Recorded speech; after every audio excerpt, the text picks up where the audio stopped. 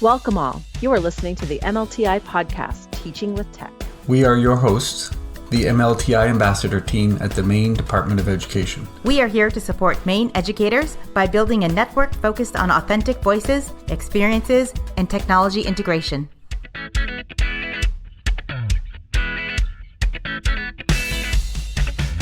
Hello and welcome to the MLTI podcast, Teaching with Tech. My name is Joshua Schmidt, and I will be your host for October, which will be our first themed month. For those who are new to the podcast, a themed month will have 2 episodes dedicated to a single topic. This month, we will be covering educational technology in the arts, which as we were preparing for this podcast, we quickly realized a few things. First of all, as we talk about educational technology in the arts, we are encompassing everything from music and visual art to dance, theater, and media arts. Even though they all fall under the same umbrella of the arts, each area is unique in content and delivery. In this episode, we'll be focusing our lens on music, and in future episodes, we will turn our attention to other branches of the visual and performing arts.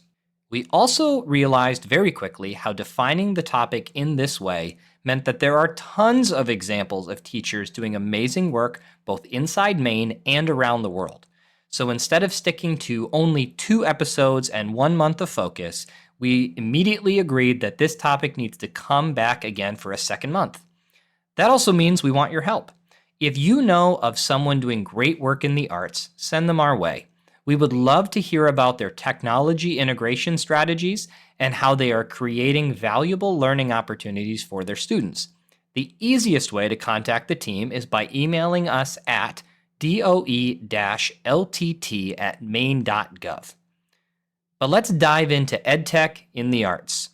This episode will feature interviews with Rob Westerberg, the Choral Director at York High School, and Rose Skilling, who teaches general music, band, and jazz band at Gorham Middle School. I was lucky enough to sit down with Rose and our very own Tracy Williamson to talk about how they utilize technology integration for their students.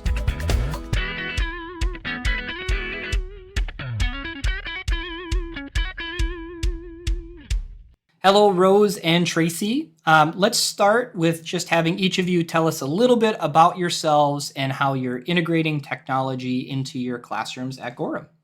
I'm Tracy Williamson. I've been teaching at Gorham Middle School since 2003, and I've been using GarageBand with students in general music class, like from the get-go, from the very start. And then when we moved to Chromebook, switched over to Soundtrap, and that just really kind of started this whole kind of snowball of integrating all kinds of technology into all of my classes: Edpuzzle, Flat, Practice Room, WeVideo, and more. And it's just made for this really super fun, dynamic curriculum that we have. I'm Rose Skilling. This is my 5th year in Gorham. Before that, I was an elementary teacher in Freeport. I was lucky enough to be working with Tracy when I started Gorham.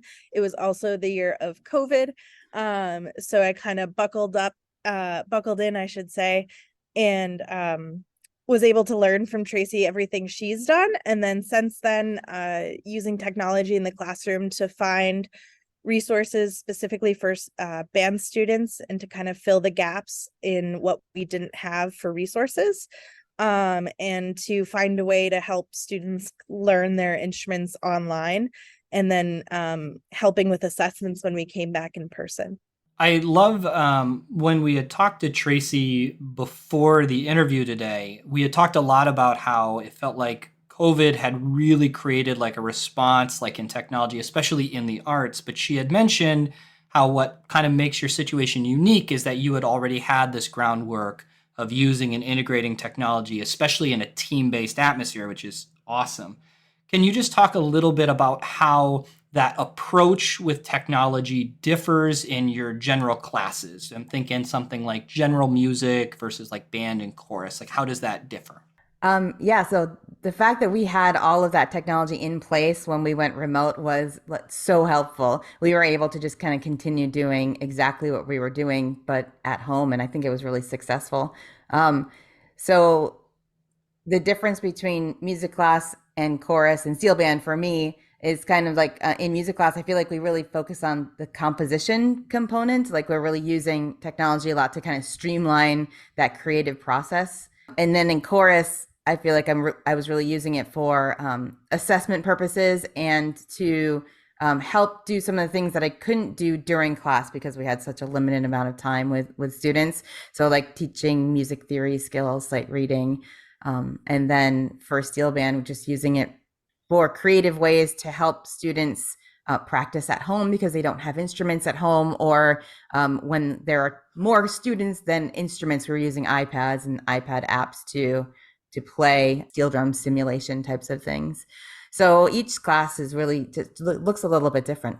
Yeah, I think for general music, I definitely see it as the one of our main curriculum tools.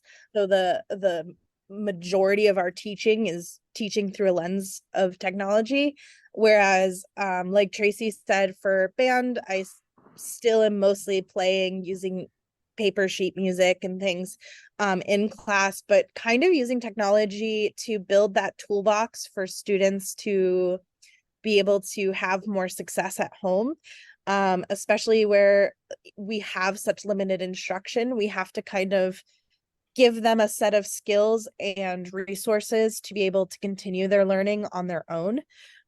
So I tend to use technology more for that formative assessment, practicing routines, a lot of rhythm sight reading, and then a lot of recording different ways, both paid services like we do are fortunate enough to have Make Music, and then free services like Flipgrid. That way I can assess both visual and audio with when students are playing at home.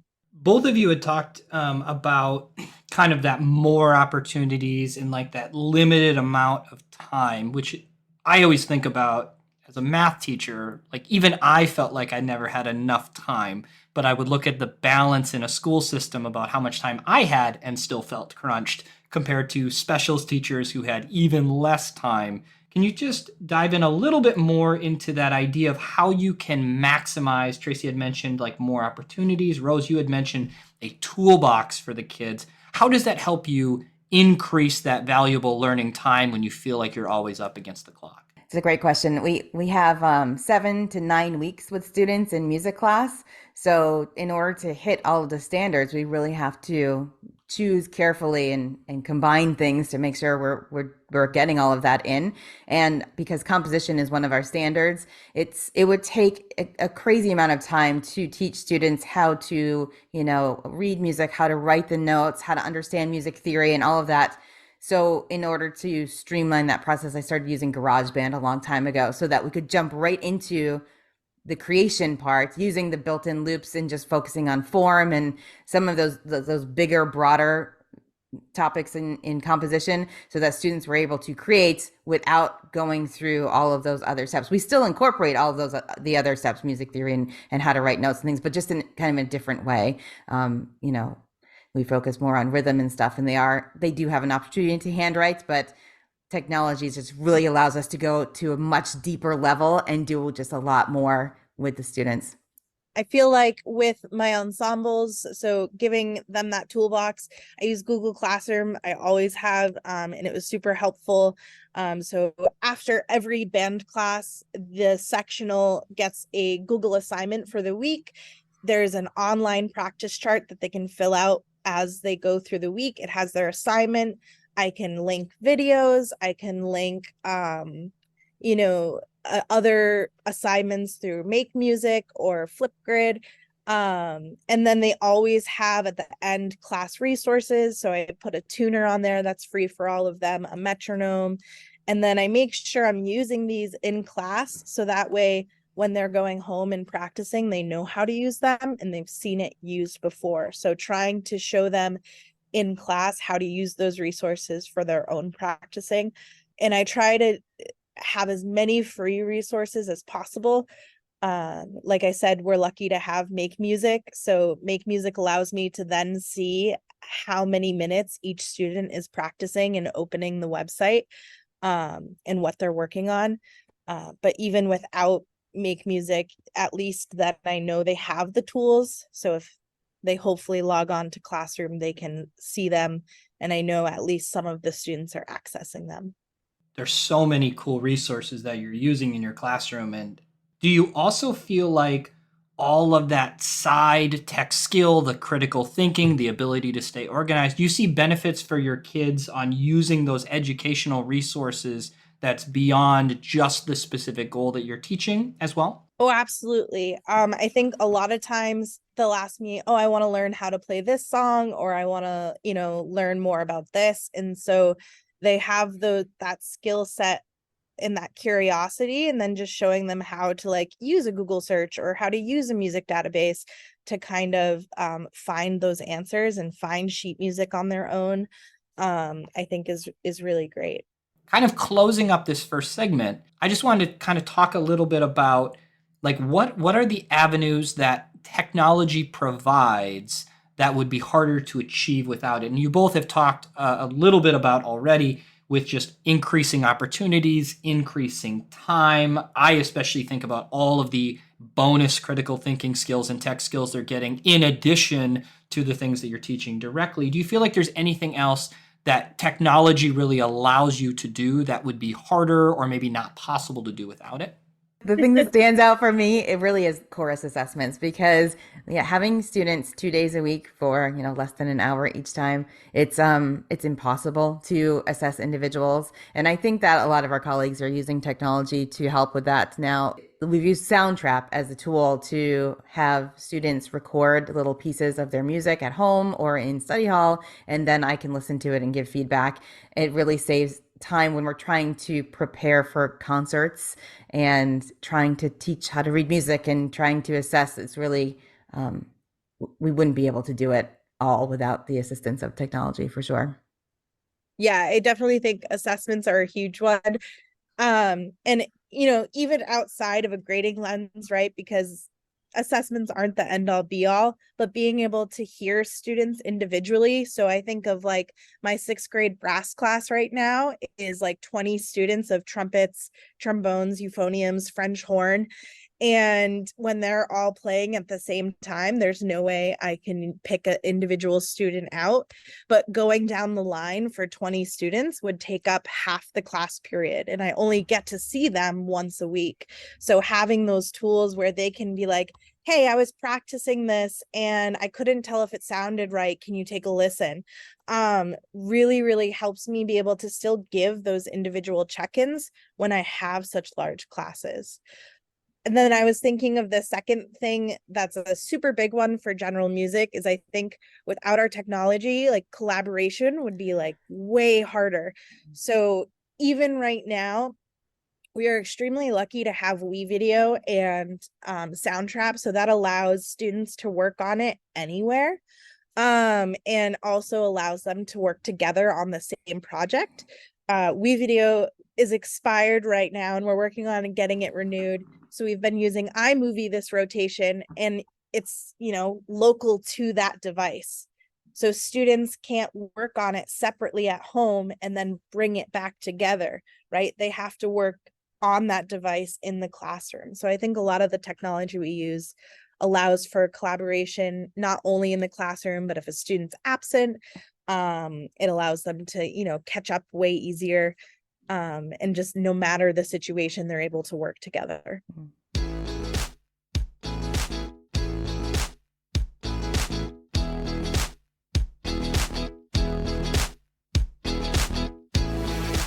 Hi, everyone. This is Tracy Williamson, one of the MLTI ambassadors. And you just heard from myself and my Gorham Middle School colleague, Rose Skilling, on how we're using educational technology in the middle school classroom.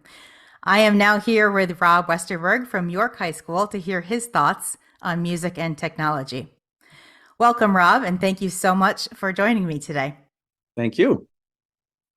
If you could just introduce yourself and tell us a little about what you teach. Sure. So Rob Westerberg, I'm the choral director at York High School. in the southern part of the state. This is my 24th year at York and my 37th year teaching. And it's been a fun ride. In York and in Maine in particular, I've brought a lot of ideas from colleagues with regards to the use of technology into my classroom, and it's really become a cornerstone for me and my students in what we do. The Department of Education, R.G. Nestor specifically asked me in 2010, another colleague of ours in visual art, to form something called the Maine Arts Assessment Initiative. And we had just some amazing conferences. Amazing because it really brought a lot of us together to talk about assessment practices and invariably how technology plays a role. So this month we are focusing on educational technology in the arts, and Rob has a great blog called Goober Music Teachers, which you should definitely check out if you haven't already. And in your most recent post, Rob, you talked about how educational technology has caught up and has become relevant to current practices in music education. So I'm curious to know what some of your favorite pieces of educational technology are to use with your students. I think of really three different prongs. One, the actual device you're using. Two, websites that are great resources. And then three, applications, which are great resources.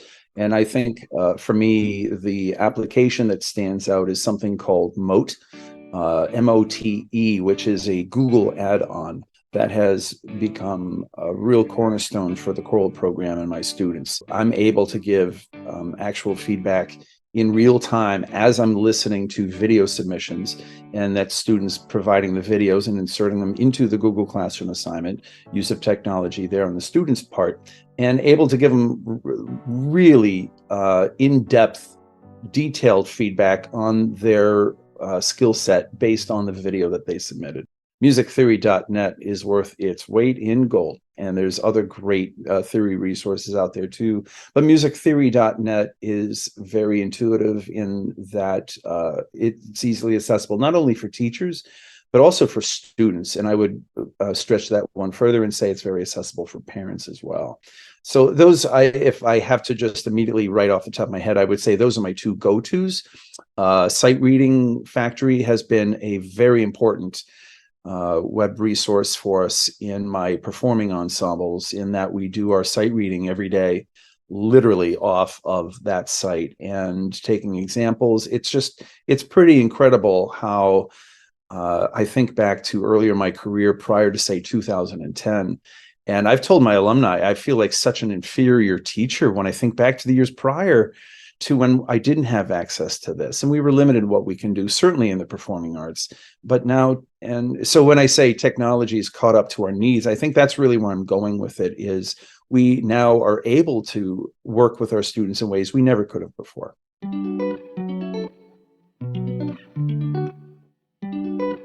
I feel like a lot of music and arts educators are really wary of and hesitate to use technology because it seems to go against the nature of the arts, like especially music ensembles.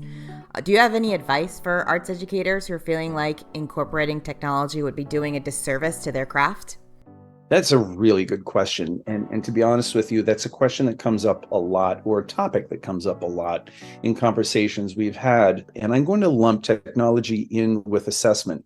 I think we tend to focus on what we do an awful lot and don't necessarily spend as much time thinking about what our students learn. And there's a disconnect there sometimes in that we're well, this is what we do, this is what we accomplished, this is what we did, versus what did my student learn? And I say student singular because that's really who we're accountable for. And if I have a choir of 50 students, I have 50 individuals I need to be accountable for. And what they do as an ensemble is a byproduct of really good learning on the part of each individual student. So to go to your question, using technology because it goes against the nature of arts, I would say exactly the opposite. If we're trying to get our students to grow individually in the skill set that we're developing in them, technology is almost the essential piece to be able to do that. When we're in a class of, if you have a choir of 20 or 120 or somewhere in between, it really is almost impossible without the use of technology to be gauging their individual progress. I've always used this analogy that if a math teacher said, okay, we're taking this test today, and what I'm going to do is I have a single copy of it. I'm going to put it down on this desk. Now, what I want you all as a class is I want you to all huddle around it, and I want you to collaborate on what you think the answers are, and then I will grade that one test. And when I'm done, I will give you all that grade. And therefore, it's proof that you all know it. Well, any math teacher would be fired for doing that. Well, because we need to know what each individual student is doing. This is a long-winded way of saying that incorporating technology is not only not doing a disservice to our craft, I think it supports our craft. Our craft is about developing skills in students that are musical in nature, and this allows us to go at it at the individual kid to a way we never could have before. Completely agree with that. I think I started using Soundtrap a while ago to assess individuals because I realized it could save me time because I have such a limited amount of time with my choir students. So I really ended up realizing that if I gave them this collaborative recording piece of technology, they could take it outside of the classroom. They could bring it home. They could do it during their study hall, and they could show me what they were learning. And then while they were with me, I could really use that time in a more meaningful way rather than trying to assess those 100 kids during that time.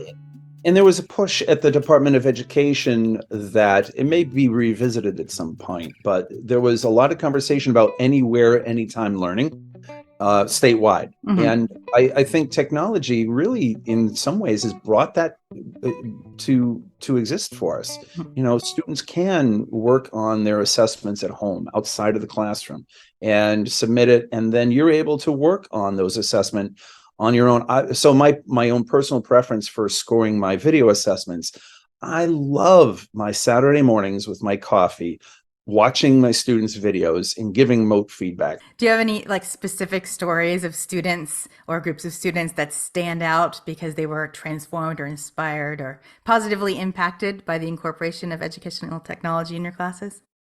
So I mentioned this in another a podcast that I did over the summer. I give moat feedback for virtually everything, but this one assessment last year, it was a Saturday morning, but it's something else going on in the morning. It's like, you know what?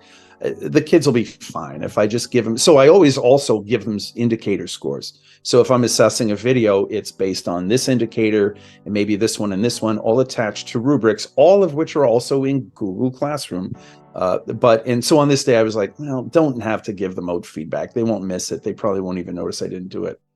Oh my gosh, Tracy, you would think that I just promised them chocolate and forgot to bring it in. They were all over me.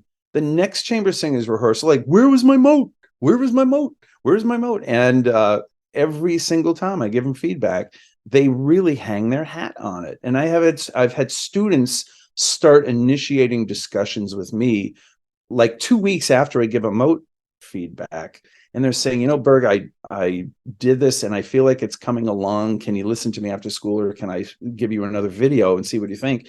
And invariably it's helping them. So I think the success story for technology, that's probably my greatest story. And who the teacher is secondary to the fact that technology allows us to do this, and the students really take it to heart. I've loved telling that story because I was convinced the students, one less thing to listen to. No, they own it, and it's not busy work to them. It's how do I get better? And this is the way that my teacher's providing for me to do some introspective work. What can I do on being analytical as a student? And I can apply the knowledge that I've learned. Some of my relationships with my students are really based a lot in that video feedback. Mm-hmm. And again, if I have a large choir, I'll make the time to, catch up with them one-on-one here and there. But, I have limited time. Lord knows the students do. The bell rings, they got to rush out to the next class. So it's not always easy to grab the students one-on-one. That's where a lot of communication goes on. And it's really cool to see a student who I haven't talked to in person really for a week or two. I see them in class, but try to find them one-on-one. I'll just see them in the hallway and say, hey, 2 seconds. What did you think of that moat feedback last week? Oh, I did this and I did that. And they're excited as they're talking about it. So it's a great thing to have. Is there anything else you'd like to add regarding educational technology in the arts?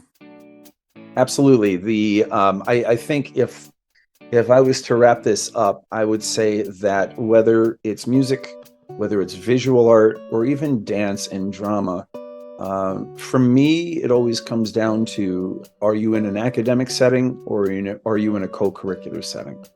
And let your use of technology connect with what your function is and what the goals are for your program. If it's a co-curricular activity, if you have an art club after school, you're not going to be assessing the kids, but you can certainly use technology in some really cool ways to engage the students, give them ways to, connect with each other in their artwork. But if you're in an academic setting, you have to be academically accountable for what your students are learning, not just what you're teaching. And the technology piece for all of the arts can be a critical piece of connecting those dots, whether it is connecting the assessment dots to your work that you're doing with your students, or whether it is connecting the transferable skills dots. How do I get these skills to my students? Or maybe it is as basic but as essential as, how do I gather information from my students in a way that I can digest it and give them feedback in a way that they can digest it. I think in an academic setting, those are crucial pieces to our program. We can talk all the time about how important the concerts are and all that stuff, and that's fine, but that's not what an academic subject is going to be about. It's going to be about student growth. And the concerts can be a wonderful byproduct of that. But when it comes down to developing skills and tracking student skills and developing those skills, that's where technology can play a really foundational role. And I will continue certainly to promote that in my program, but to encourage others to look at maybe some ways that they can bring it in a way, a new way that they may not have thought of before. That's a great place to wrap up. Well, I just want to thank you so much for joining us and sharing your insights on technology in the music classroom. My pleasure, Tracy. Thank you so much.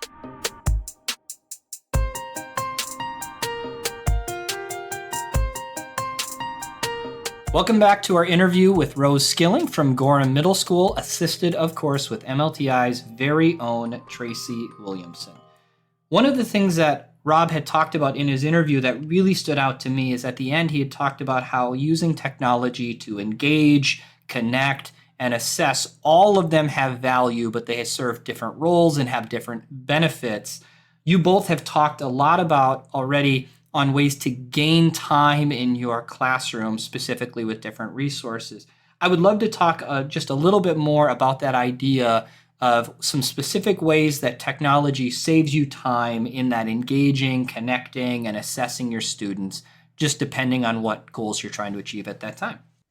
So a couple of things stand out to me. So first, in terms of engagement, when we introduce Soundtrap to the students, the excitement in the room is like palpable. Like they're coming into music class usually with like kind of I don't know, they're a little bit wary when they come into music class with us. They're not quite sure, are they going to be singing or what are they going to be doing? And then when we break out Soundtrap, when we start playing all those beats and showing them how you can put the loops together and everything, you start hearing things like, whoa, this is so cool. This is so much fun. I can't wait to do this. And then usually that night we're getting notifications like coming through to our, because it's collaborative. So we can see when the kids are working in there that they've been working at home, like on their own time. And that's just really fun to see them get really excited about something like that.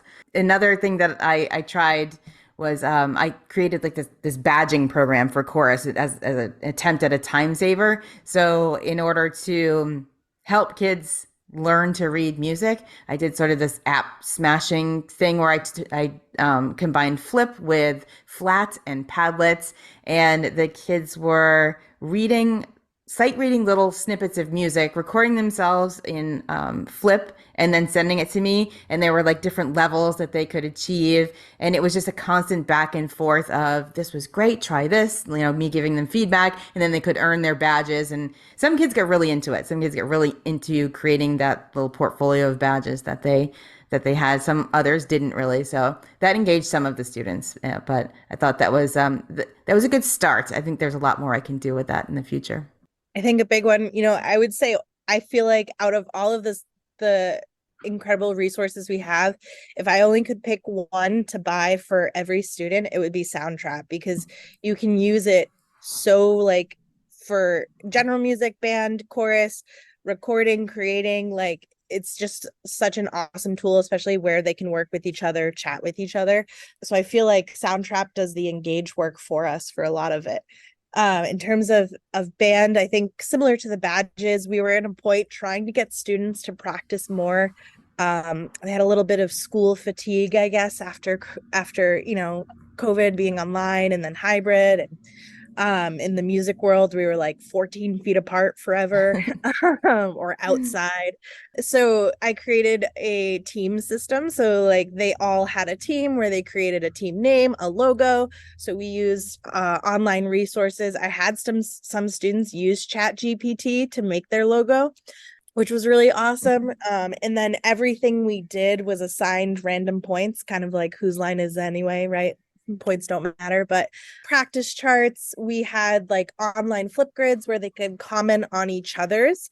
Obviously, we put guidelines around like making sure comments are kind, but they're able to actually see each other and listen to each other play. And then same thing, like using Flipgrid and Smart Music, all these different assignments had different points, and they were trying to like earn a little pizza party with me at the end of the year, but trying to kind of use it as still using Google Classroom as the hub, but using technology to kind of engage that at-home practice.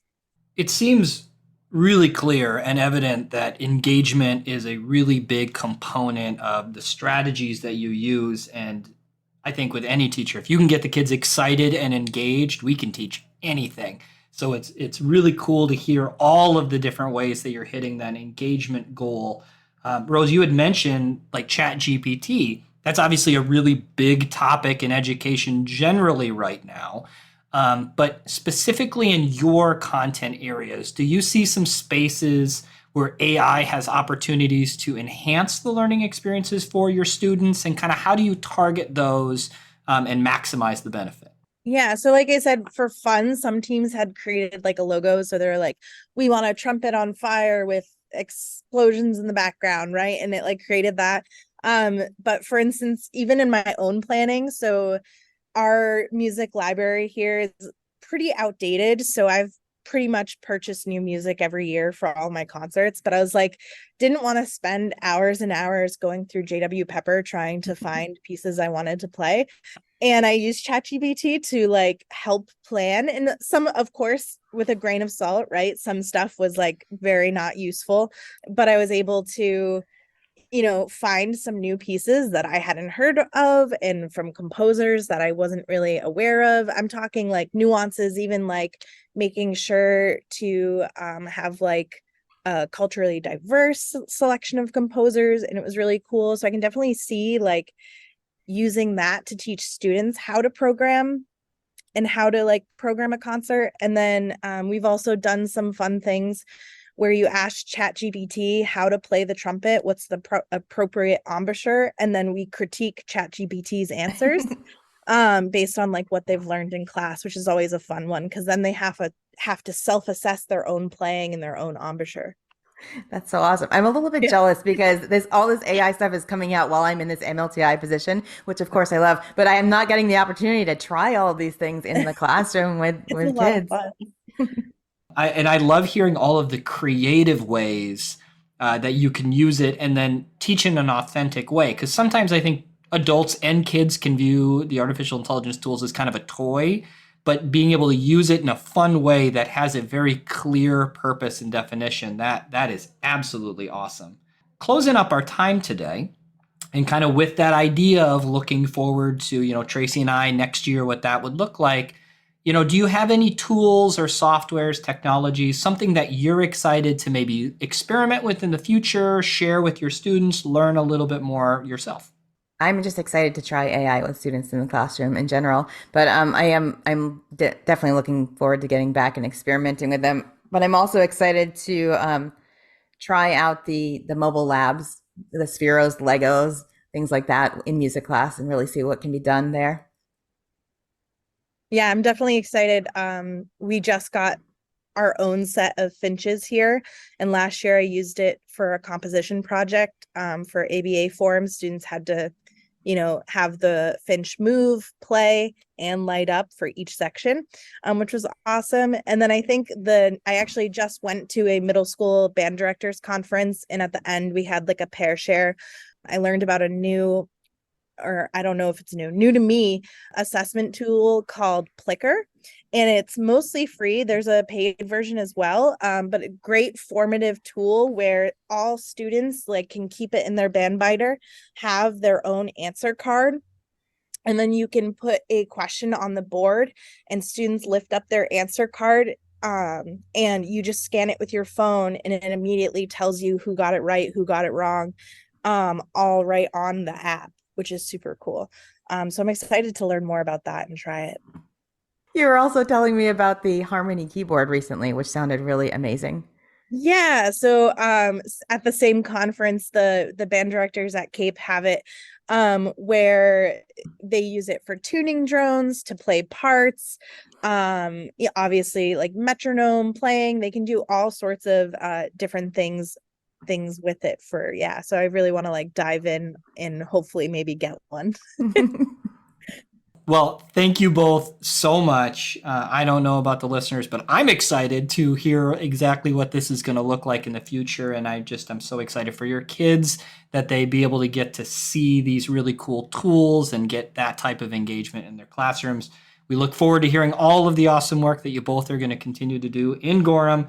But for today, Rose, Tracy, thank you both so much and have a great rest of your day. Hey, thanks, Josh. Thank you. Thank you again to Tracy Williamson, Rob Westerberg, and Rose Skilling for joining me in today's episode. Join us next week as we explore even more examples of EdTech in the arts. And just like I said at the beginning of this episode, this topic is far too large to contain in just October, so it will be returning for a second themed month later on in Season 2. But that means we want to hear from you as well. Whether you know a great educator doing something awesome in the arts, or are just curious how the team can support you and your school, please contact the MLTI and LTT teams at the Maine Department of Education by emailing us at doe-ltt@maine.gov. So today we are going to close with, what's a golf club's favorite type of music? Swing. Class dismissed.